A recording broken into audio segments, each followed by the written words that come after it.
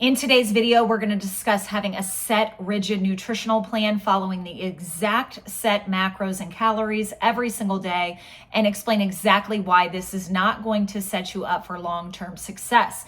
So if you are new to this channel, welcome. My name is Sarah. I'm a nutritionist, exercise physiologist. We talk everything wellness for women over 40, everything from gut health to hormones to blood sugar, healthy recipes, exercise routines, you name it. We're here to debunk all the things that we have been falsely made to think were really going to help us. And now we know that it is just not the case. So make sure to subscribe to this channel. Let's dive right in.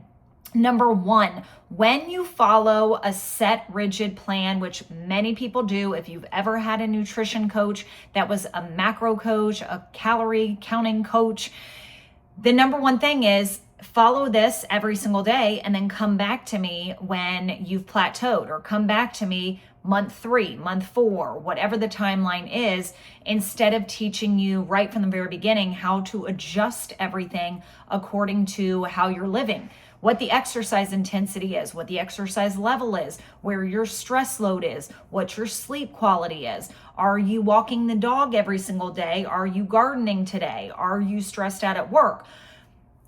I could go on and on, but we know that every single day is much different than the next. Very few people, I know we're all creatures of habit, but even then we are exerting different amounts of energy every single day, and outside factors will shake that up as we know it. So metabolic adaptation is the first reason why following something to the T every single day, regardless of how we're feeling and how we're living, is going to work to our disadvantage for long-term success. And remember, friends, these coaches want to keep you around. They want to keep your business. So they're not going to teach you how to set you up for success for the long run, because then you won't need them anymore. So just remember that the next time you're working with someone and there's no end date, they're not saying, I'm going to teach you all these strategies, then you can do it on your own. Your body will eventually start adapting, okay? Which means your resting metabolic rate is going to go down, and your body is going to require less, and it's also going to down regulate at the same time, okay? So that's the first indicator that this will not be a long-term sustainable approach, and that's the goal at the end of the day, right?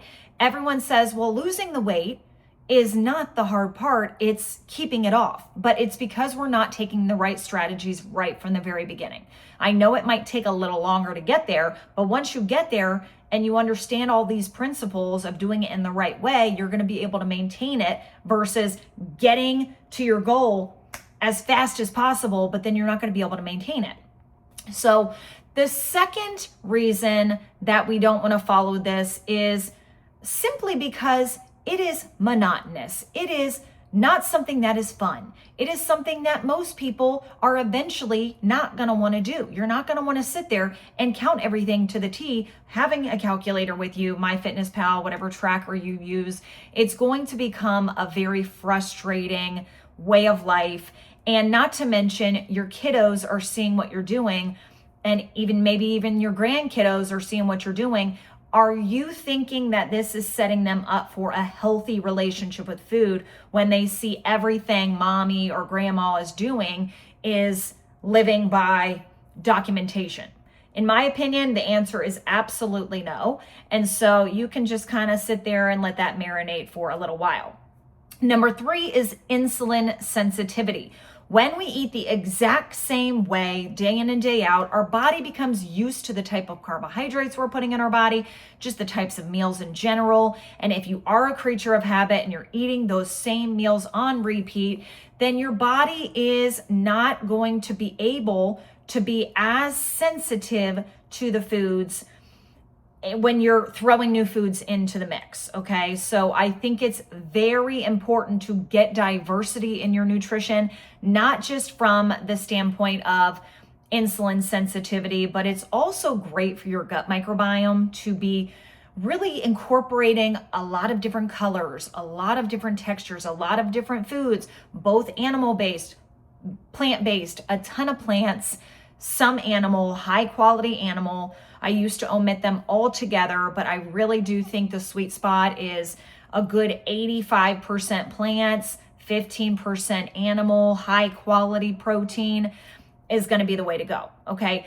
Metabolic flexibility. This is the number one reason, in my opinion, to not have set rigid macros and calories. Okay.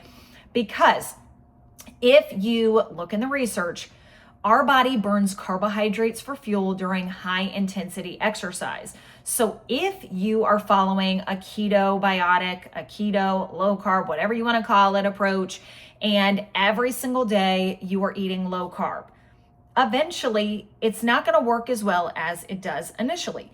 Initially, it's probably working wonders, especially if you, prior to having started that, were eating very high carb or maybe even moderate carbohydrate, but you weren't eating a lot of protein, not a lot of healthy fat.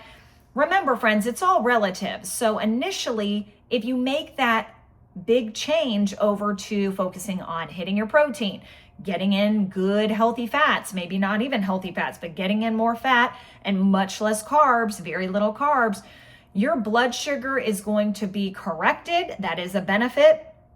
Everything is going to work for blood sugar and insulin levels, of course. You're probably going to have more energy. Initially, you will see a weight drop. And I think some of that is water weight, but you are getting a good weight drop initially. Eventually, over time, if you're exercising and you're doing high intensity exercise in the mix, our body, because it uses carbs for fuel, will only let you do so many workouts for so long before it says, you know what, screw you. You're not supplying me with the energy I need. I will find it one way or another, and it will start tapping into our muscle for the glycogen it needs. When we lose muscle mass, it slows down our metabolism. Again, going back to that metabolic adaptation where our resting metabolic rate is lower, our body is going to downregulate, right? So we don't want to do anything to damage or to disrupt, I should say, our metabolism. And so because of that, that is one reason why going the low carb route will probably and has probably for you worked initially, and then eventually it stopped, okay? And again, maybe if you're living a sedentary life, I would suggest living a low carb life day in and day out, yep. But very few of us are living a sedentary life, okay? So remember, the high intensity requires more calories from carbs. And then the opposite, when we're doing low intensity, when we're not exercising, our body uses fat for fuel. So again, shifting from carb burn to fat burn is being metabolically flexible. That is the name of the game, because you do want to be able to live life and have carbohydrates and enjoy the meals you want to enjoy in moderation when you're celebrating, when you're just craving something, when you want to enjoy something with a significant other or your kiddos, and you do not want to be unhealthy with your relationship for food. So again, another reason not to follow this to the T exact plan day in and day out is just from the mental health side of things. Is you want to be able to look forward to, oh, I'm doing more high intensity exercise. I want to fuel my body appropriately. I want to have one of my higher carb days. And this allows you to look forward to some of the days versus every day is low carb. Now, some people might love low carb, and that's all well and dandy, but you still need to supply your body with the nutrients it needs. Our brain functions off of fuel. Our body, our muscles function off of fuel. You need to adjust things, again, according to what exercise intensity we're doing, the load we're doing. If you are in your luteal phase, here's another category of why it is not good long-term to do this, is our hormones do not thrive off of set numbers. It's not a spreadsheet that our hormones thrive off of. Our luteal phase, for women who are having a cycle the last week prior to starting your period, is when our BMR goes up slightly, meaning we're burning more calories doing the exact same thing as we've done every other day of our cycle, okay? So if you are not honoring your body and bumping up your calories when we all know, if you are a woman watching this who has had a cycle, which all of you have, you know that there are times in your luteal phase where you feel ravenous. You just feel like you could eat out everything from house and home. And that is a reason, there is a reason for that. It's because your BMR has raised up, okay? And so again, if you don't honor the science, your body, by bumping up your calories to fuel your body when it's hungry, you're only going to last so long. And then eventually, if you're still, pushing down those cravings, pushing down the hunger signals, pushing all of it down, eventually, boom, you snap. And that's when people say, well, I lost 20 pounds and then I gained 30 back because I couldn't maintain. You guys, we do not need to be doing this to ourselves any longer. Enough is enough. You need to listen to your body before any plan. Now, in my program, I teach women how to focus on ranges. We want to make sure you're getting enough protein, but that can be within range. We want to make sure you're getting enough carbs. I give everyone the low carb ranges, the high carb ranges, and tell them how to adjust accordingly. And then you have your healthy fats. The fats and the carbs should be levers depending on your lifestyle, what's going on in that given day, where you're at hormonally, stress load, sleep quality, exercise intensity. Protein should always stay about the same, okay?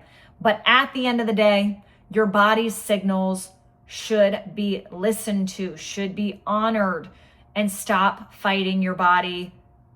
2026, let's put the kibosh on that, okay? So if you want assistance with anything, please let me know. If you have questions, drop it in the comments. And if you want information, I'll drop our application to our program, both with and without the coaching options. We do also offer consults for any of you who do not necessarily want the full-blown program, but you want to sit down with me.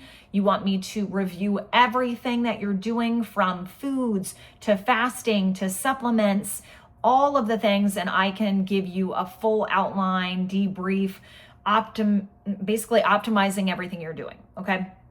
Have a great rest of your night. Remember, subscribe, set notifications for new videos. I plan on cranking them out this year, and just excited for what's to come.